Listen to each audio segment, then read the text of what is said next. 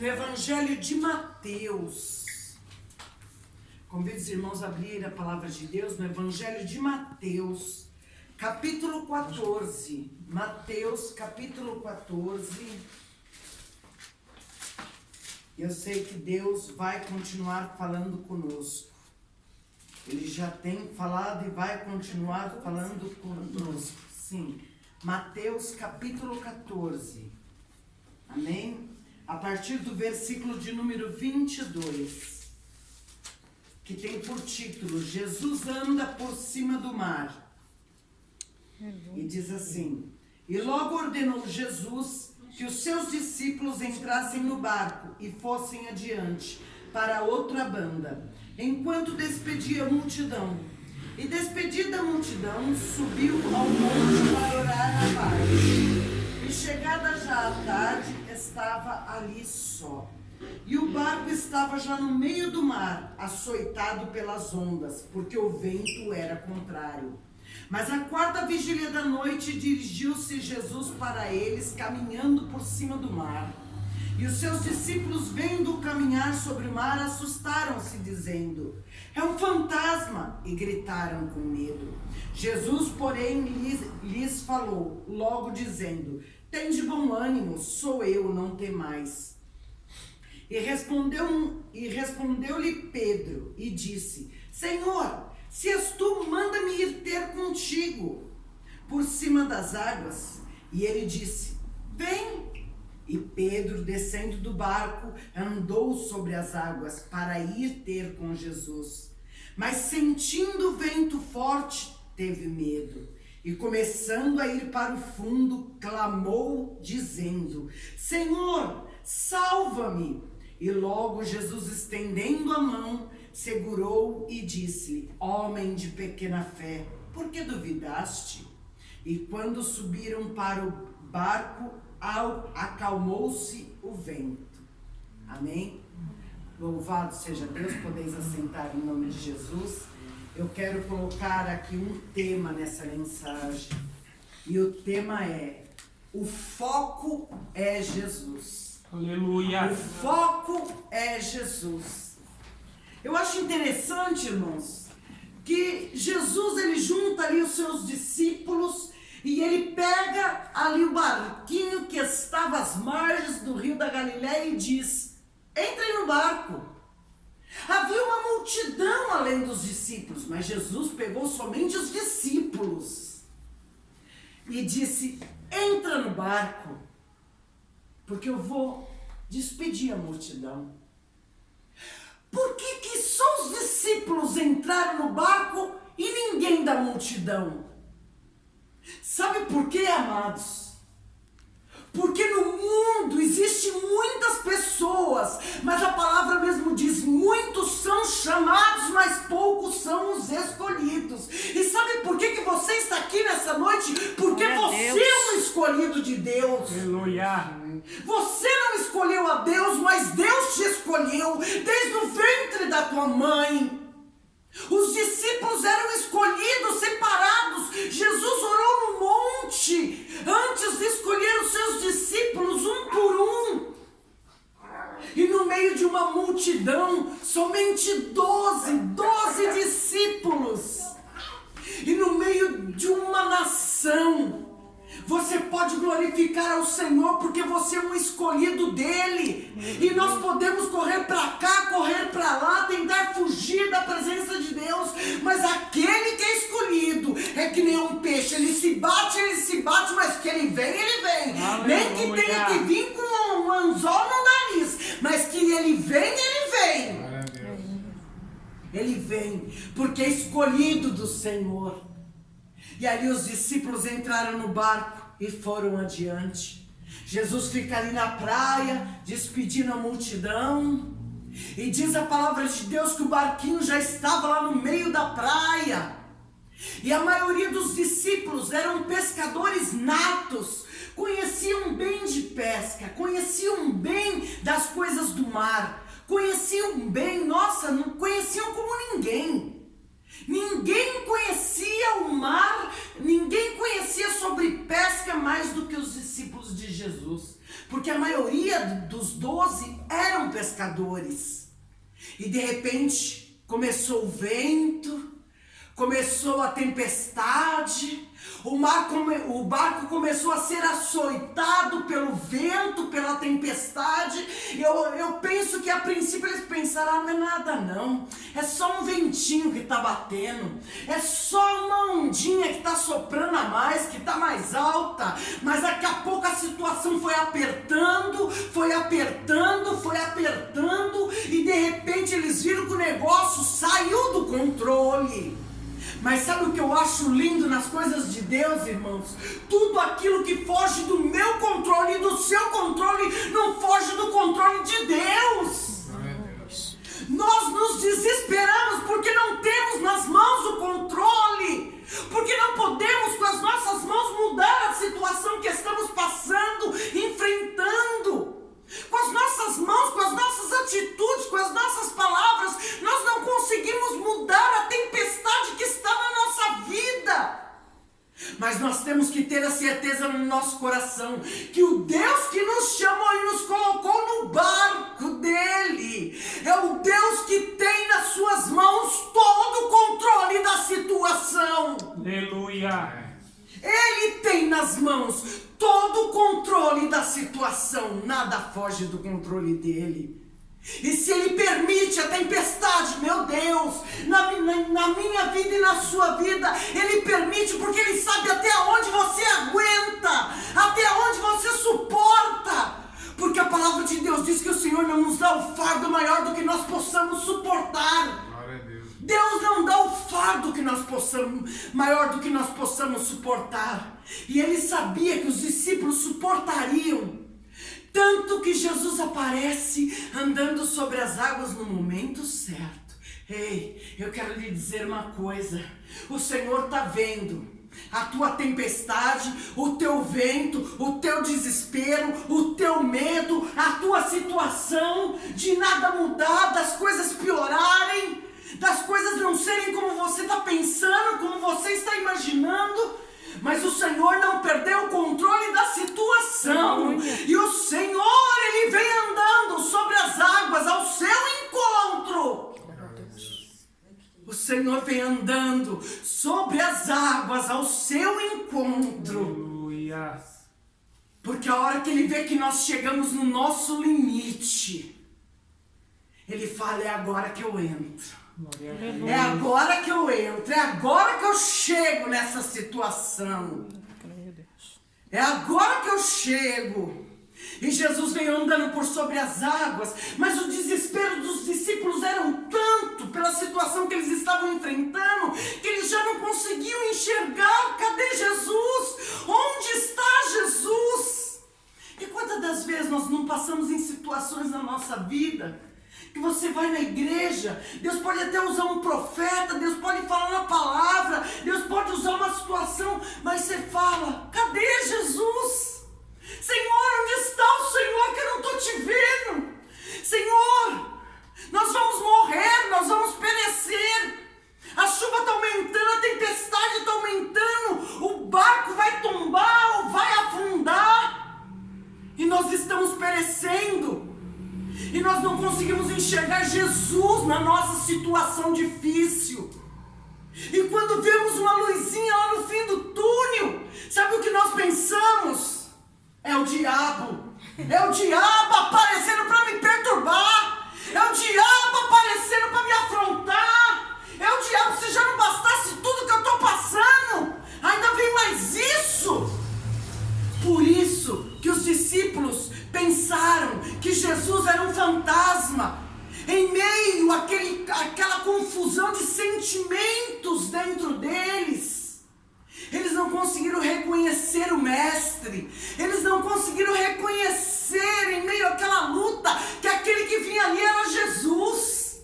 Eles acharam que era um fantasma, e fantasma é o quê? Um espírito do mal. Então eu penso que eles imaginaram, lá vem o diabo, se já não bastasse tudo que estamos passando, lá vem o diabo para nos perturbar mais um pouco. Quando chegou mais perto, Jesus diz, Tenham calma, sou eu, não temas. Aleluia. Calma, sou eu. E hoje o Senhor está dizendo para cada um de nós, não tenha medo. Não tenha medo do vento que está soprando, da tempestade que está caindo, do vento Glória que a está, Deus. do barco que está balançando, porque eu tenho na mão todo o controle. Sou eu que estou chegando, sou eu que estou chegando na tua vida, na tua situação, sou eu que estou chegando. Glória a Deus. Mas eu acho tremendo que quando Jesus se apresenta e diz, sou eu que estou chegando, sou eu, não tenham medo. Pedro, impetuoso, Pedro, sempre impulsivo, Pedro olha bem e fala, Senhor, és tu mesmo? Se és tu, faça que eu vá ter contigo. Pedro era impulsivo, agia por impulso. E no impulso, quando Jesus disse que era ele que estava ali, ele quis fazer prova de Deus. Labradacaia sébria. E quantas vezes nós não fazemos isso com Deus? Queremos fazer prova de Deus. Deus, se o Senhor me escolheu, se o Senhor é na minha vida, Deus, faça isso. Deus, me dá um sinal.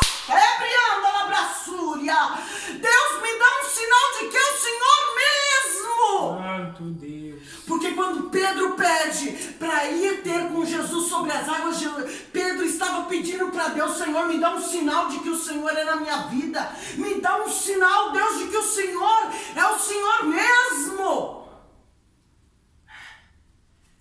Aí Jesus olha nos olhos de Pedro e fala, vem Pedro, vem. É um sinal que você quer, então vem. Anda aqui a sombra da Récia.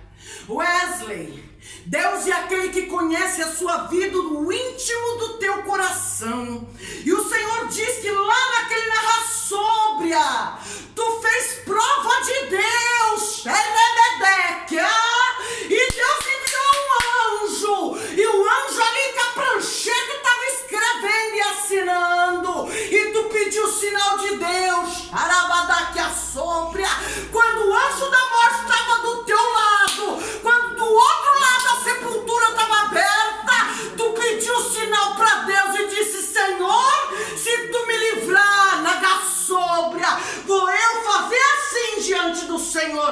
E o Senhor diz, promessa feita tem que ser cumprida, propósito feito tem que ser cumprido.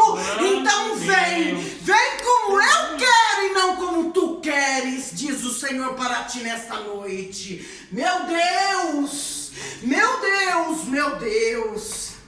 E ali Jesus fala para Pedro, vem Pedro, vem. Você não está fazendo prova de mim? Você não quer um sinal? Então vem. E Pedro vai. Eita, botou o pezão fora do barco. E foi. Começou a viver o sobrenatural de Deus. Porque coisa linda é se entregar totalmente para Jesus. Porque quando nós nos entregamos totalmente para Jesus, nós conseguimos viver o sobrenatural de Deus. Aquilo que o mundo não entende, não compreende, aquilo que os olhos carnais não entendem, não compreende. Só quem é espiritual para entender.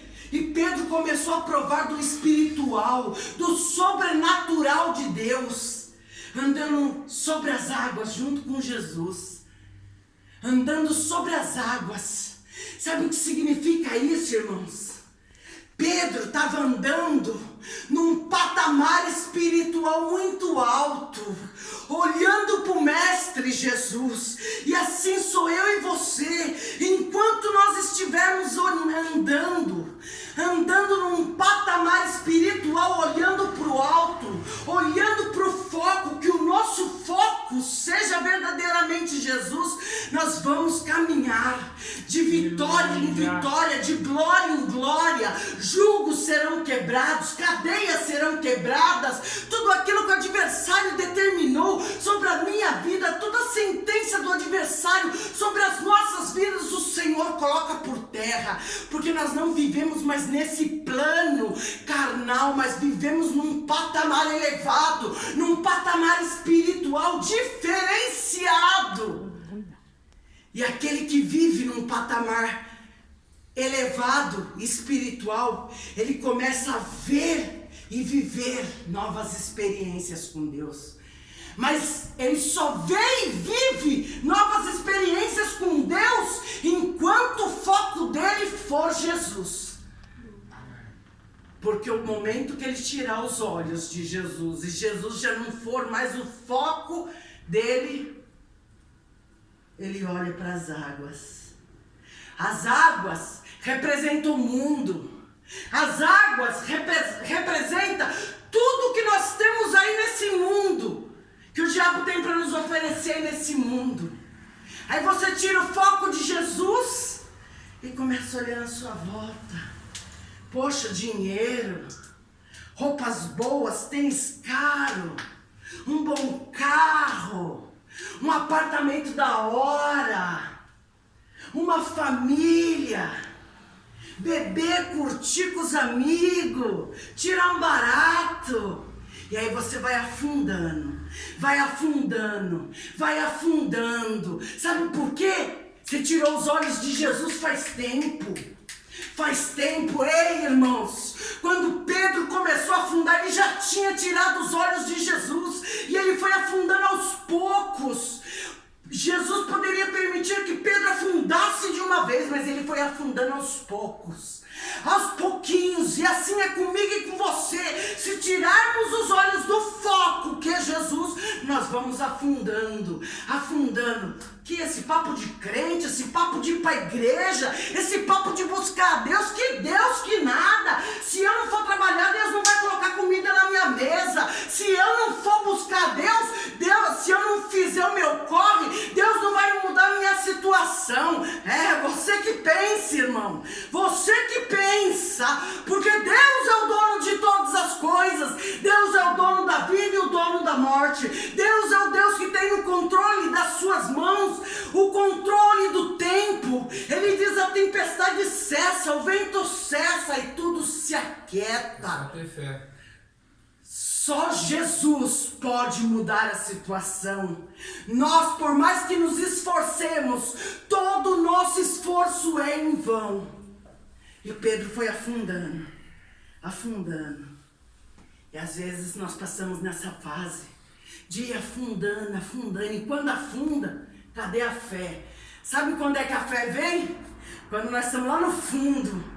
A hora que você está lá no fundo, que você está vendo que você já está morrendo, sufocado. Já está vendo que a água não dá mais.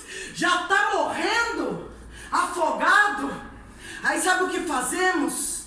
Nós clamamos porque lembramos de Jesus de Nazaré. O único que nos chamou, que nos tirou outrora de tantas situações. Quantas coisas já não era para ter acontecido na minha vida, na sua vida, e Deus mudou a situação. E assim estava acontecendo com Pedro. Pedro, naquele momento, ele se lembrou do Senhor e ele clamou em alta voz: Senhor, me socorre, Senhor, me ajuda. E o Senhor estendeu a mão. Aleluia. E levantou a Pedro, colocou ele de pé de novo e botou ele no barco. Homem de pequena fé, por que duvidaste? Ou seja, é como se Deus estivesse dizendo assim: ah, Pedro, por que você tirou os olhos de mim? Por que você deixou o mundo arrancar a tua fé? Por que você deixou que o mundo, quando você olhou para o mundo, você deixou que o mundo engolisse a sua fé? E assim somos nós, se olharmos para as coisas do mundo. Mas por que ele tem isso e eu não tenho? Por que a vida daquele está assim, que aquele cara é todo torto, e a minha que eu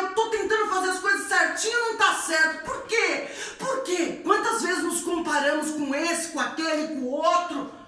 Nós não temos que nos comparar. Porque quem faz com que nós venhamos a fazer essa comparação é o próprio inimigo. Fazendo com que nós venhamos tirar o foco de Jesus e olhar para as coisas do mundo, olhar para as circunstâncias, para tudo que está acontecendo na nossa volta. E aí o inimigo vai engolindo a nossa fé. Aí só quando estamos lá no fundo do poço nós clamamos novamente, a misericórdia de Deus vem.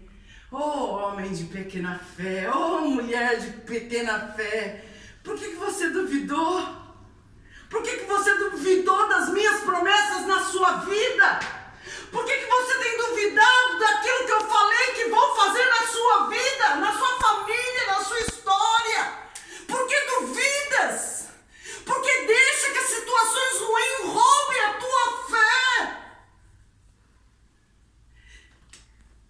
E Jesus coloca Pedro no barco de novo. Aí ele vai, aquieta o vento, aquieta o mar, e eles puderam glorificar ao Senhor. Aleluia. Glorificar ao Senhor. As situações das nossas vidas é para que nós venhamos a cada dia nos focar mais em Deus, em Jesus de Nazaré, e não nas circunstâncias. Vento, tempestade, nós vamos passar nessa vida, porque somos escolhidos de Deus.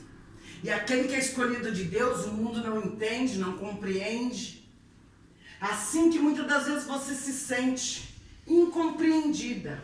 Ninguém me entende, ninguém me compreende. Quantas das vezes bate uma raiva, uma revolta. Mas Senhor, olha a minha vida. Mas o Senhor te diz nessa noite, tenho eu uma obra muito linda na sua vida.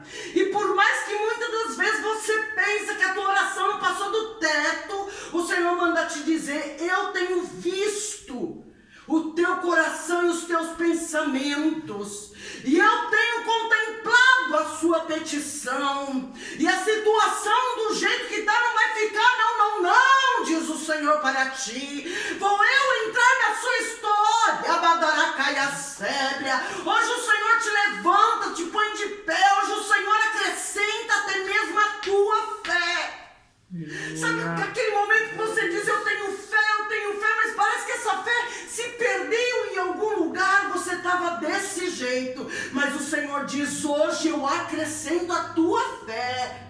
E a tua história eu já tomei nas minhas mãos. Aleluia. E através da tua vida eu vou fazer grandes obras, porque eu tenho ouvido as tuas orações. Glória a Deus. Aleluia. Abadacaia sóbria. Aleluia. Deus, Ele é fiel, Ele é maravilhoso, Ele é verdadeiro. Basta nós mantermos o nosso foco em Jesus de Nazaré. Não temos que tirar os olhos do Senhor. Em nome de Jesus, irmãos. Em nome de Jesus. Não venhamos tirar os olhos de Jesus. Porque se tiramos os olhos, nós afundamos.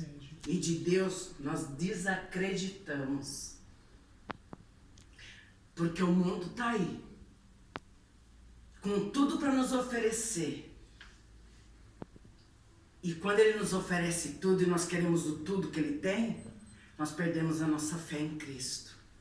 E passamos a afundar pouco a pouco. E quando vamos ver, já estamos no fundo do poço. Mas nessa noite o Senhor nos trouxe para nos tirar do fundo e nos colocar de pé e dizer, eu tenho uma promessa nas vossas vidas. Amém. E a promessa que eu fiz, eu vou cumprir. Aleluia. Só basta nós fazermos a nossa parte e cumprirmos a nossa parte com Deus, em nome de Jesus. Amém? Deus seja eternamente louvado e as palmas louvam o nome de Deus.